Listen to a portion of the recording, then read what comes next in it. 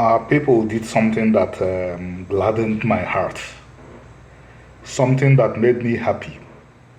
For once, the Igbo people are not on social media entertaining the world, destroying themselves, fighting within themselves, while the rest of the world gets entertained. Our superstar, Mike Ejeagha, produced this song, which we heard as kids. And as you know, songs reign and people talk about other things. And so many years after,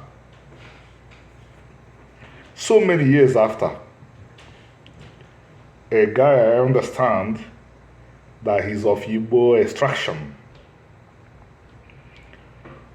You know, these guys that know how to use social media, he caused the music to trend.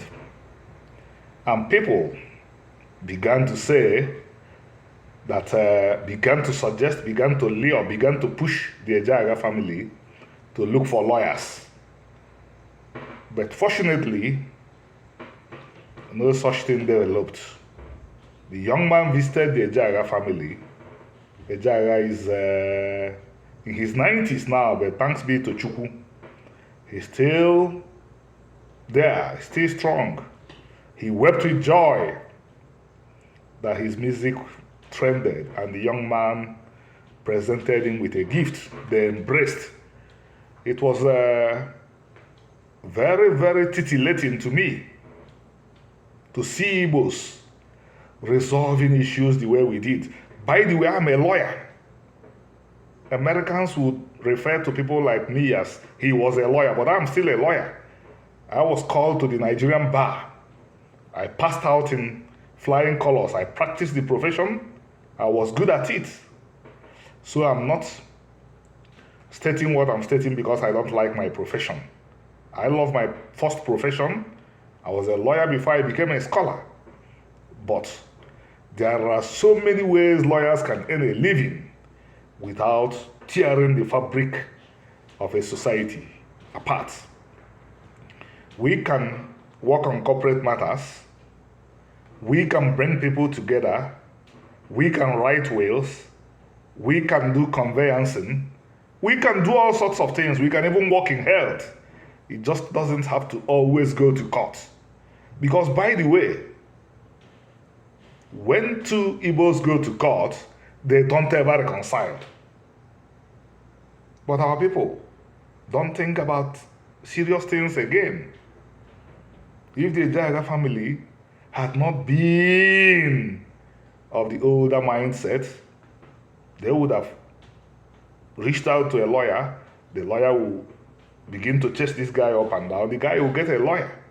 Two Igbos that are supposed to be one will begin this macabre dance that our people are always doing.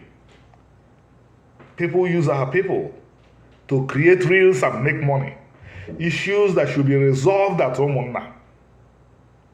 If they are not resolved at Umunne or Imenne, they should be resolved at Umunna, are taken to the courts, where the courts rule without our culture, because we don't learn. Go read Obierika and Okonkwo's dialogue in Things Fall Apart, where Okonkwo mournfully said, "Does the white man know our land laws?" Unfortunately, that thing that they brought that tore us apart is still there, but today we are using that thing to tear ourselves apart. I don't have access to the Ejeagha family. I don't know Brain Jotter, but I want to tell both of you, the Ejeagha family and Brain Jotter, you have my respect. May more Igbos think as you thought and act as you acted. Thank you.